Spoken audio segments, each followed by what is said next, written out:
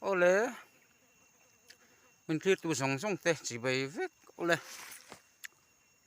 ya mà sai lom thu kan phil mà sa châu ni sẽ là với nó có na hi sẽ thum huan anh ya chuan cái hi sẽ thum này tu pa huan này tu pa Samuel là pa cái này à puchan te à với nia hian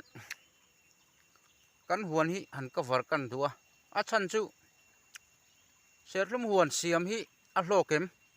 ati chi em tun lai kho vela ti hi kan sei chu tum ber ni sila kan huan hi sang ni pasari atanga kan va sang ni pariat chawa serlum chi te kan la ka khatianga kan phun kha ni a tun kan hu me khi mi zo serlum mani a zau zong hi rin ni mun vel niang rem ruat na fel tak siama khatianga ruwa manna thatak kan siam kha ngai thina chuan voinia hian thil poimo deuh mai chu serhlum huan siam hi azong chang thla kem mo huan siam don hian enge thaberang enge chingila ti kha zona poimo deuh mai ani a chumi ka chana chuan serhlum huan siam hi tunlai khovela chuan a thaber lo ti hi ni maro chumi an tuya an thlai tui zong tak ani chuan le ching sela kan wa soi phak om lo maro chu hei ka experience to tang hian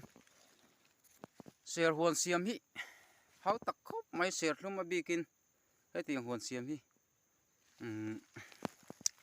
tha le zung a hem em hun kan khoral na sa ni kum tinin asura san hoya fur khuwa te lo nia sam fai te lo ngai mo ti fai reng te khalo ngai kung bul te ei hau tak em ani ti chuan hei kan mule kan riat angin engi serhlum huan ania serhlum kung ti hian anna no pang view an kum hi la tam mi lo nia tang zar ro tam khop mai an him sam fai cha sei lo ti hian kan huang hi ni em song long hi kum tin voi ni classic a khe lova sam fai ngai ani a chu wang chuan mi tei ma mi hrat kho kheng deuh tan lo chuan huan siam serhlum huan nei abikin kan ti teng hi na mai ani lo a ha thak viau ani ti lai te kha kan riat a poimo em ani